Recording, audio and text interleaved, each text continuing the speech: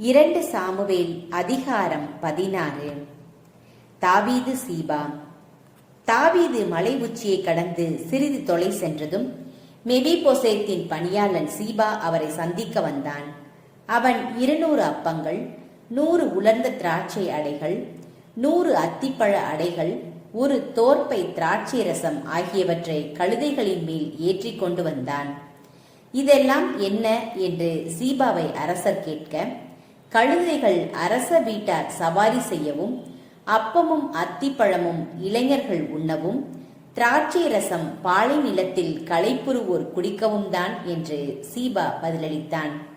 உன் தலைவர் சவுலின் பேரன் எங்கே என்று மீண்டும் தாவீது வினவ, அவர் எருசலேமிலேயே தங்கியிருக்கிறார்.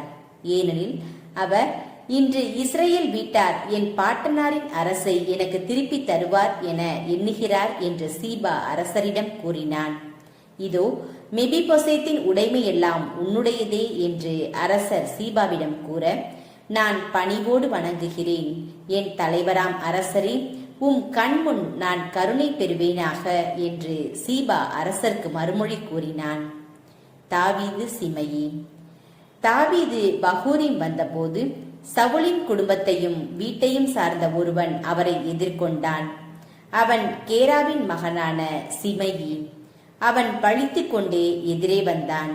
அவன் தாவீது மீதும் தாவீது அரசரின் எல்லா பணியாளர் மீதும் எல்லா மக்கள் மீதும் அவர்தம் பலமும் இடமும் இருந்த வீரர்கள் மீதும் கல்லெறிந்தான்.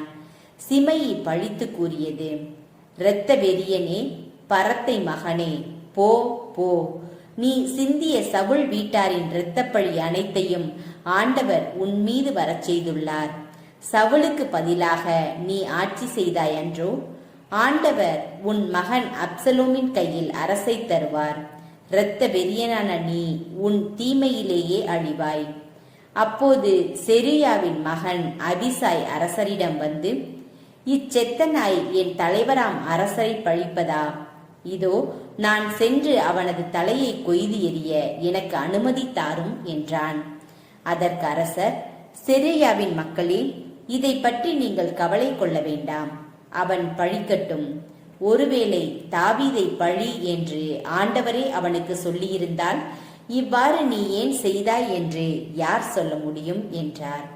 மீண்டும் தாவீது அபிசாயிடமும் தம் பணியாளர் அனைவரிடமும் கூறியது, இதோ எனக்கு பிறந்த என் மகனே என் உயிரை பறிக்க தேடுகிறான். பென்யமின் குலத்தைச் சார்ந்த இவன் செய்யலாகாதோ? அவனை விட்டுவிடு, அவன் பழிக்கட்டும். ஏனெனில் ஆண்டவரே அவனை தூண்டியுள்ளார். ஒருவேளை ஆண்டவர் என் துயரத்தை காண்பார். இன்று அவன் பழித்து பேசியதற்காக எனக்கு அவர் நன்மை செய்வார். தாவீது தன் ஆள்களோடு பயணத்தை தொடர்ந்தார். சிமையி அவருக்கு எதிராக பழித்துரைத்து கல்லெறிந்து புழுதியை வாரி தூற்றிக் கொண்டு மலையோரமாக சென்றான். அரசரும் அவரோடு இருந்த மக்கள் அனைவரும் யோர்தானை வந்தடைந்தனர். அங்கே அவர் இளைப்பாறினார். எருசலேமில் அப்சலோம். இதற்கிடையில் அப்சலோமும் இஸ்ரேலர் அனைவரும் எருசலேம் வந்தடைந்தனர். அகிதோபலும் அவனோடு இருந்தான். தாவீதின் நண்பனான அர்க்கியன் ஊசாய் அப்சலோமிடம் சென்று, வாழ்க அரசர், வாழ்க அரசர் என்று வாழ்த்தினான். அப்சலோம் ஊசாயை நோக்கி, உன் நண்பருக்கு நீ காட்டும் விசுவாசம் இதுதானா? நீ ஏன் உன் நண்பரோடு செல்லவில்லை என்று கேட்டான். அதற்கு ஊசாய் அப்சலோமிடம் கூறியது, இல்லை, ஆண்டவரும் இந்த இஸ்ரேல் மக்கள் அனைவரும் யாரை தேர்ந்தெடுத்துள்ளார்களோ அவருக்காகவே நான் இருப்பேன். அவரோடுதான் நான் தங்குவேன். நான் யாருக்கு பணிபுரிய வேண்டும்? அவருடைய மகனுக்கு அல்லவா? உன் தந்தைக்கு நான் பணிபுரிந்தது போலவே நான் உனக்கும் பணிபுரிவேன். அப்சலோம் அகிதோபலிடம், நான் என்ன செய்யலாம் என்பது பற்றி அறிவுரை கூறு என்று கேட்டான். அகிதோபல் அப்சலோமிடம், உன் தந்தை தன் வீட்டை காக்க இங்கு விட்டு சென்றுள்ள வப்பாட்டியரிடம் சென்று அவர்களோடு உறவு கொள். நீ உன் தந்தையின் வெறுப்புக்கு ஆளாகிவிட்டாய் என்று இஸ்ரேலர் அனைவரும் கேள்விப்படுவர். உன்னோடு இருப்பவர் அனைவரின் கை ஓங்கும் என்றான். அப்சலோமுக்காக மாடியில் ஒரு கூடாரம் அமைக்கப்பட்டது. இஸ்ரேலர் அனைவரும் அறிய அப்சலோம் தன் தந்தையரின் வப்பாட்டியரோடு உறவு கொண்டான். அந்நாள்களில் அகிதோபாலின் ஆலோசனையை கடவுளின் வாக்காக கருதப்பட்டது. இவ்வாறுதான் தாவீதும் அப்சலோமும் அகிதோபாலின் அனைத்து ஆலோசனைகளையும் கருதினர்.